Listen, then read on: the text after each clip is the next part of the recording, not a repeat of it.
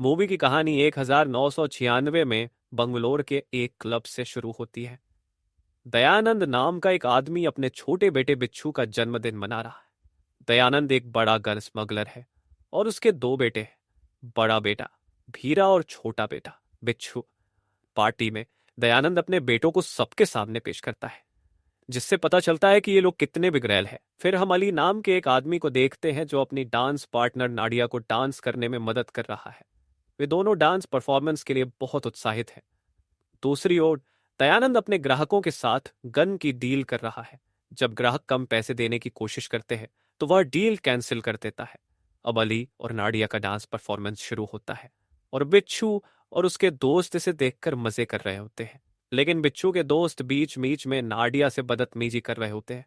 Performance के बाद अली और नाडिया प्यार भरी बातें करने लगते हैं। तभी बिच्छू आता है और नाडिया को एक दिल के आकार का गुब्बारा देकर उसे अपनी गर्लफ्रेंड बनने का प्रस्ताव देता है। वह नाडिया से किस करने के लिए भी कहता है, जिससे अली को गुस्सा आता है। अली बिच्छू को प्यार से समझाने की कोशिश करता है, लेकिन बिच्छू बदतमीजी करना नहीं छोड़ता। इस पर नाडिया उसे थप्पड़ मार देती है। गुस्से में बिच्छू अली को गोली मारने की कोशिश करता है, लेकिन अली उसे लात मारकर खिड़की से गिरा देता है। यह देखकर अली हैरान हो जाता है और फिर वह नाडिया के साथ वहां से भाग जाता है। कुछ समय बाद जब दयानंद बिच्छू को देखता है तो वह तुरंत उसे अस्पताल ले जाने के लिए कहता है। फिर कहानी अगले दिन कन्नर में आगे बढ़ती है, जहां हम शाहजहां को देखते हैं। शाहजहां एक मॉडल और एक्टर है। उसकी माँ उसके लिए आए खत को पढ़ रही होती है, जिसमें लड़कियों ने उसके बारे में प्यारी बातें लिखी है। शाहजहां खुद को शीशे में देख रहा होता है। फिर प्रोड्यूसर शाहजहां की माँ को बताता है कि दूसरे एक्टर्स एक्टिंग के लिए महीनों की ट्रेनिंग लेते हैं।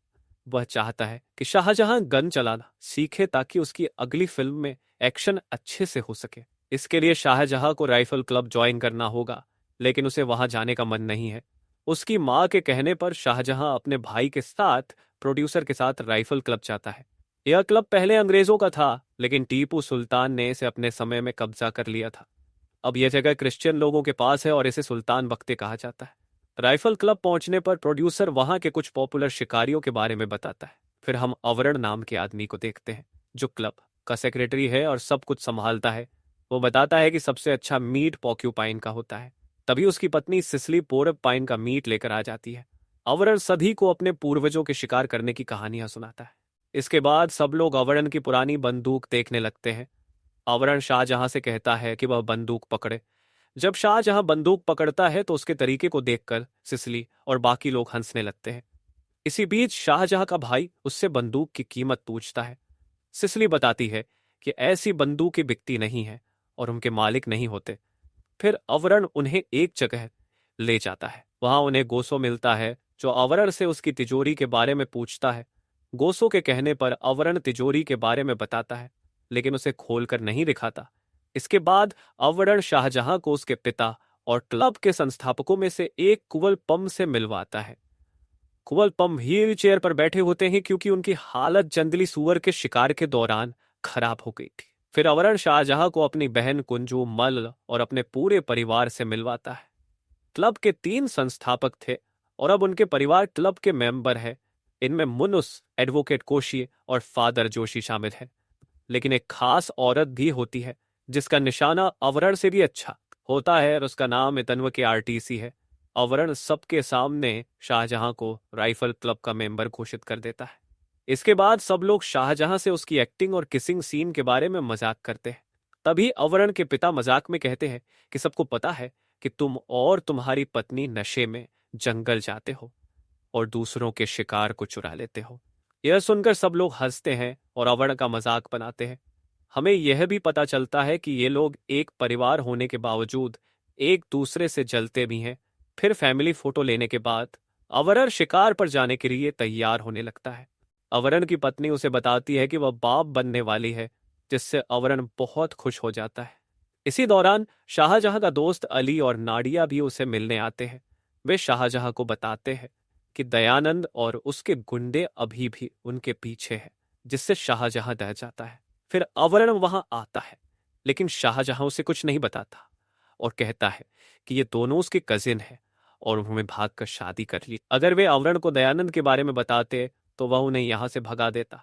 इसके बाद आवरण सिसिली को अली और नाडिया का ध्यान रखने के लिए कहकर शाहजहां के साथ शिकार पर चला जा। शिकार पर जाते ही गर्जो आवरण का मजाक उड़ाने लगता है, जिससे सब लोग हंसते रखते हैं। दूसरी ओर अली और नाडिया आवरण के परिवार को सच बता देते हैं, क्योंकि वे किसी को धोखे में नहीं रखना चाहते। सिसिली आती है और कहती है कि चिंता मत करो, हम सब मिलकर सब कुछ संभाल लेंगे, क्योंकि तुम शाहजहां के कजिन हो। फिर अगले सीन में हम देखते हैं कि क्लब के अंदर एक बार बना हुआ है, जहां लोग शराब पीकर डांस कर रहे हैं। क्लब के बाहर इत्याना और उसकी बहन सिगरेट पी रही होती हैं। तभी वीर आता है और इत्याना से पूछता है कि यहाँ का मालिक कौन है। इत्याना अपनी गन नीचे रखते हुए जवाब देती है। वीर उसकी बात सुनकर डर जाता है और वहां से भाग जाता।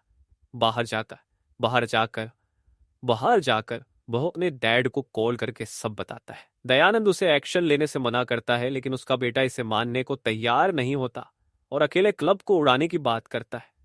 दयानंद उसे समझाने की कोशिश करता है और कहता है कि जिस औरत ने तुम्हारी बेइज्जती की है।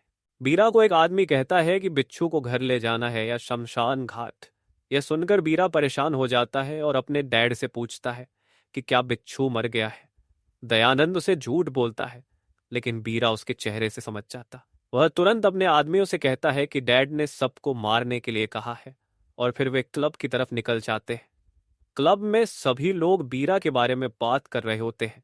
तभी गोजो इत्याना से कहता है कि उसे ऐसा नहीं करना चाहिए था, क्योंकि वह दयानंद का पिता है। इत्याना जवाब देती है कि चाहे वह कोई भी हो, हम उसे देख लेंगे।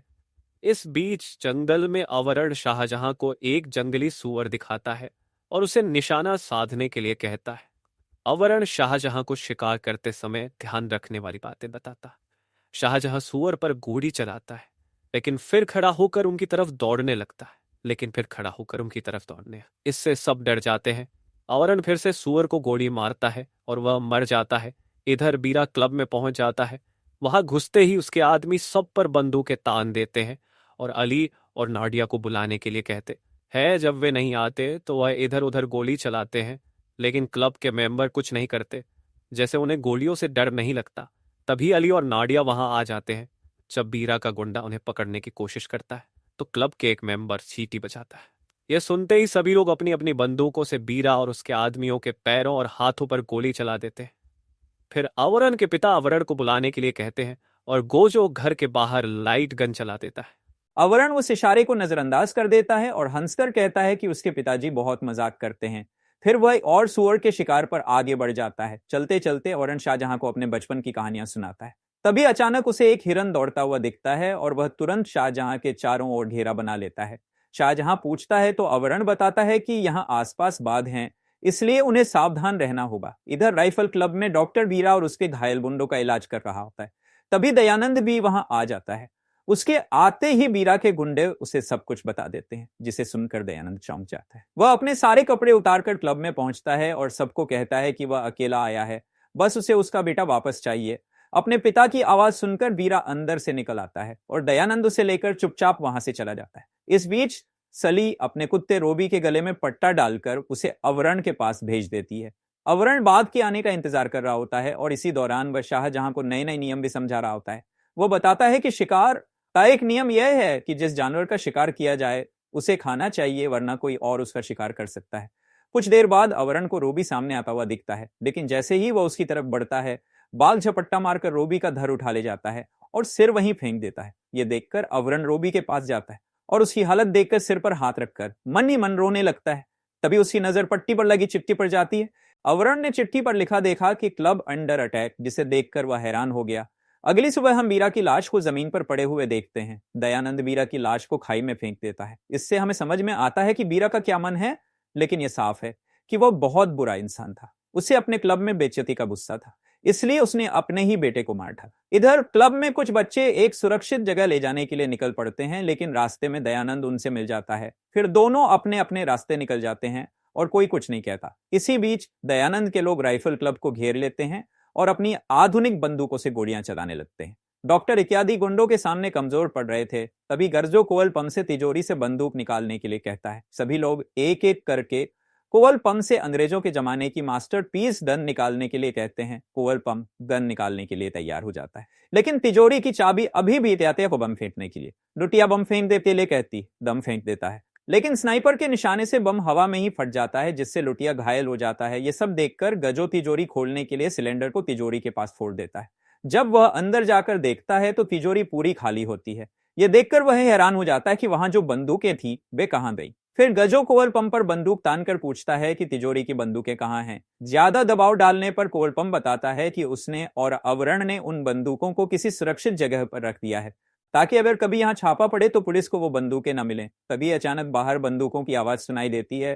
फादर कहते हैं, मेरा शेर आ गया, और अवरण रस्सी से फिसलते हुए 2-3 गुंडों को मारते हुए अंदर आता है। बाकी गुंडे वहां से भाग जाते हैं। इसके बाद सभी लोग मिलकर प्लान बना रहे होते हैं कि वे दयानंद से कैसे लड़ेंगे। इधर दयानंद अपने गुंडों पर चिल्ला रहा होता है कि वे बिना किसी को मारे वहां से भाग गए, लेकिन उसका एक आदमी उसे समझाता है कि जब तक सूरत से शार्प शूटर नहीं आ जाते तब तक हमें उनसे नहीं लड़ना चाहिए, क्योंकि वे राइफल क्लब के मेंबर हैं जिनका निशाना बहुत अच्छा होता है।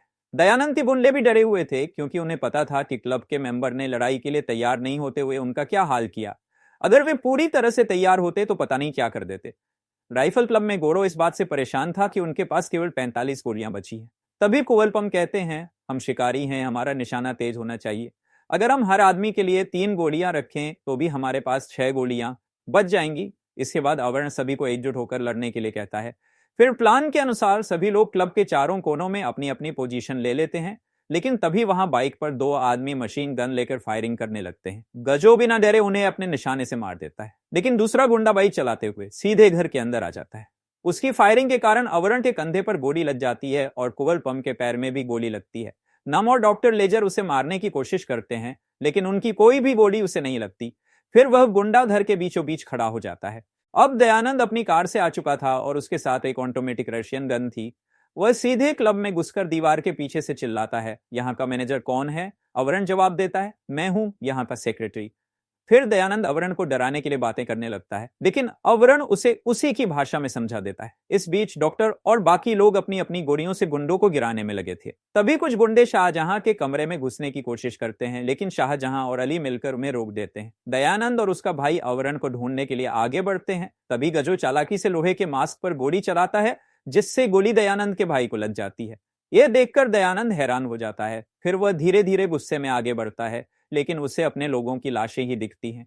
जब उसे समझ आता है कि उसके सभी लोग मारे गए हैं, तो वह दीवार के पीछे से अवरण को 1 वर्सेस 1 फाइट के लिए बुलाता है। जैसे ही दयानंद दीवार से हटकर कमरे में जाता है, वह देखता है कि सारे क्लब मेंबर्स बंदूक ताने उसकी ओर खड़े हैं। दयानंद बड़ी चालाकी से ट्रिगर पर हाथ रखता है ताकि वह सबको एक बार में मार सके, लेकिन उसके ऐसा करते ही सैकड़ों गोलियां उसके शरीर से आर पार हो जाती हैं और दयानंद, उसका परिवार और बाकी गुंडे वहीं मारे जाते हैं। इसके बाद राइफल क्लब के मेंबर फिर से अपनी जिंदगी शानो शौकत से जीने लगते हैं, जैसे यहाँ कुछ हुआ ही नहीं था। यहीं पर यह मूवी खत्म होती है। दोस्तों, आपको यह मूवी कैसी लगी हमें कमेंट में जरूर बताइएगा। अगर मैं आपको छोटा सा रिव्यू दूं तो यह मूवी मुझे बहुत पसंद आई है। हालांकि इसकी कहानी तो साधारण थी, लेकिन जिस तरह से इसे बनाया गया है वो बहुत तारीफ करने लायक है। आप अपनी राय कमेंट में जरूर बताइए। इसके अलावा आप कौन सी मूवी का एक्सप्लेनेशन देखना चाहते हैं वो भी कमेंट करें, और अगर आपको हाल ही में एक शानदार सीरीज देखनी है तो आप ये वीडियो देख सकते हैं।